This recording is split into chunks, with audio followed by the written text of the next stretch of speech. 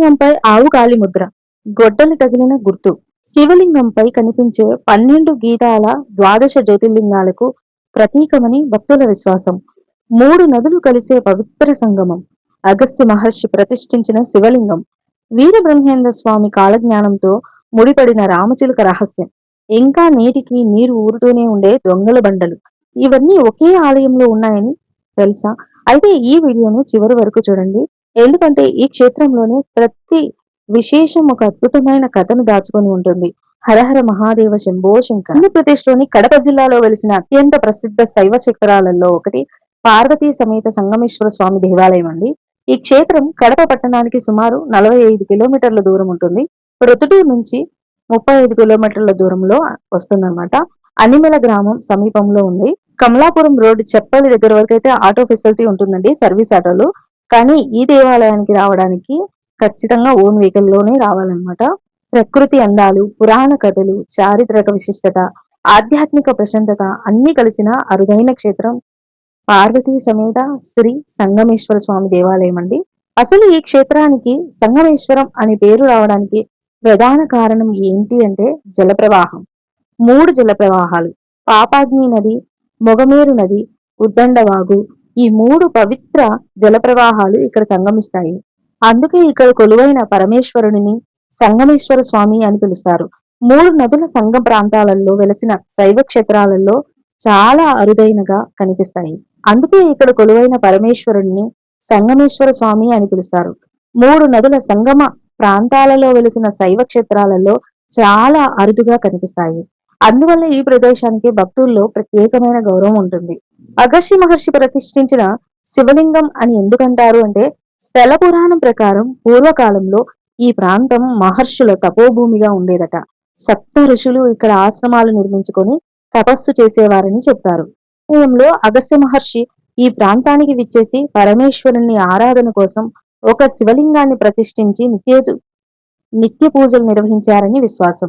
ఆయన తపస్సుతో ఈ ప్రాంతం మరింత పవిత్రమైందని భక్తులు భావిస్తారు. అయితే కాలక్రమేణా సప్త ఋషులు ఇతర ప్రాంతాలకు వెళ్లిపోయారని చెప్తారు. దాంతో ఈ ప్రాంతం క్రమంగా అడవిగా మారిపోయింది. అగస్త్య మహర్షి ప్రతిష్ఠించిన శివలింగం కూడా ఒక పెద్ద పుట్టలో మరుగున పడిపోయిందని స్థల పురాణం చెబుతుంది. అనేక సంవత్సరాల పాటు ఆ దివ్యలింగం పుట్టలోనే ఉండిపోయిందట. అయితే స్థానిక రాజులు ఆ శివలింగాన్ని ఎలా గుర్తించారు అనేది ఇప్పుడు తెలుసుకుందాం. ఒక రోజు రాజుకు చెందిన ఆవుల మందలో ఆ ఆవు ప్రతిరోజు ఒకే పుట్టపై పాలు కార్చడం ప్రారంభించిందట. అది చూసిన పశువుల కాపరి ఆశ్చర్యపోయాడు. రోజు ఇదే జరుగుతుండడంతో కోపంతో ఆవుపై గొడ్డలిని విసిరాడట. అయితే ఆవు పక్కకు తప్పుకోవడంతో ఆ గొడ్డలి పుట్టలో దాగి ఉన్న శివలింగానికి తగిలిందని చెప్తారు. అదే సమయంలో ఆవు శివలింగంపై కాలు మోపి వెళ్ళిందని స్థానిక విశ్వాసం కూడా ఉంది. ఇప్పటికీ స్వామివారి శివలింగంపై 2 ప్రత్యేక గుర్తులు కనిపిస్తాయని భక్తులు చెప్తుంటారు. ఒకటి ఆవు కాలిముద్రగా, మరొకటి గొడ్డలి తగిలిన గుర్తుగా స్థానికులు విశ్వసిస్తారు. ఇవి ఈ క్షేత్రంలోని అత్యంత విశేషమైన అంశాలతో ఒకటిగా చెప్పబడతాయి. ఇక గొడ్డలి సంఘటన తర్వాత పుట్టలో ఉన్న శివలింగం వెలుగులోకి వచ్చిందని కథనం. అప్పుడే దివ్యమైన ఆకాశవాణి వినిపించింది. నేనే సంగమేశ్వరుడిని, నన్ను వెలికి తీసి ఆలయం నిర్మించండి అని ఆదేశించిందని చెప్తారు. దీంతో ఆ ప్రాంతాన్ని పాలిస్తున్న స్థానిక రాజులు శివలింగాన్ని ప్రతిష్ఠించి ఆలయ నిర్మాణం చేపట్టారని స్థల పురాణం వివరిస్తుంది. ఇక ఈ శివలింగానికి సంబంధించిన మరో అద్భుతమైన విశ్వాసం కూడా ఉంది. శివలింగంపై కనిపించే 12 గీతలను భక్తులు ద్వాదశ జ్యోతిర్లింగాలకు ప్రతీకగా భావిస్తారు. భారతదేశంలోని ప్రసిద్ధి చెందిన 12 జ్యోతిర్లింగాల శక్తి ఈ లింగంలోనే నిక్షిప్తమైందని నమ్ముతారు కూడా. కొందరు భక్తులు చాలా విశ్వసిస్తారు. అందుకే ఈ క్షేత్రాన్ని దర్శిస్తే ద్వాదశ జ్యోతిర్లింగాలను దర్శించిన పుణ్యం లభిస్తుందని చాలా మంది చెప్తారు. కాలక్రమేణా ఈ ఆలయము విజయనగర రాజుల ఆదరణ పొందింది. ప్రత్యేకంగా అచ్యుత దేవరాయలు కాలంలో ఆలయం మరింత అభివృద్ధి చెందిందని చెప్తారు. ఆలయం చుట్టూ ప్రాకార గోడలు, విశాలమైన మండపాలు, రాజగోపురాలు నిర్మించబడ్డాయి. నేటికి కనిపించే శిల్ప సంపద విజయనగర కళా వైభవాన్ని తెలియజేస్తుంది. స్థానికుల కథనాల ప్రకారం ఈ ప్రాంతంలో శ్రీకృష్ణ దేవరాయల కాలం నాటి గుర్రాల శాలల ఆనవాళ్లు కూడా కనిపిస్తాయని చెప్తారు. ఇవి ఆ ప్రాంత చారిత్రక ప్రాధాన్యతకు తెలియజేస్తాయి.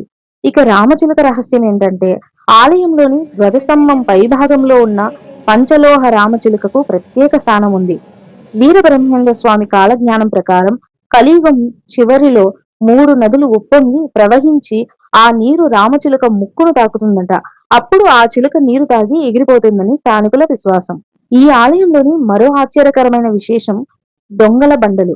ఇక్కడ ఒక రాతి రంధ్రం నుంచి నిరంతరం నీరు ఊరుతూనే ఉంటుందని చెప్తారు.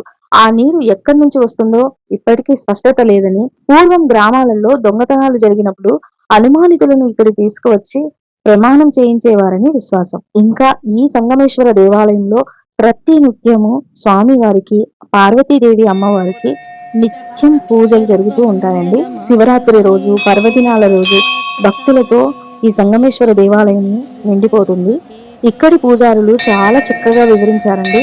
ఈ ఆలయం ఎలా ఏర్పడింది, లింగం ఉద్భవన ఎలా జరిగింది, స్వయంభూ లింగ మహోన్నత క్షేత్రమే అనిమెల శ్రీ సంగమేశ్వర స్వామి దేవాలయం. హరహర మహాదేవ శంభో శంకర. ఓం నమ శివాయ. వీడియో నచ్చితే ఖచ్చితంగా లైక్ చేయండి, షేర్ చేయండి, సబ్స్క్రైబ్ చేసుకోండి. మరిన్ని ఇలాంటి దేవాలయ విశేషాల కోసం మన ఛానల్ అయితే సబ్స్క్రైబ్ చేసుకోండి. హరహర మహాదేవ అని కామెంట్ చేసి సంగమేశ్వర స్వామి వారి ఆశీస్సులు పొందండి.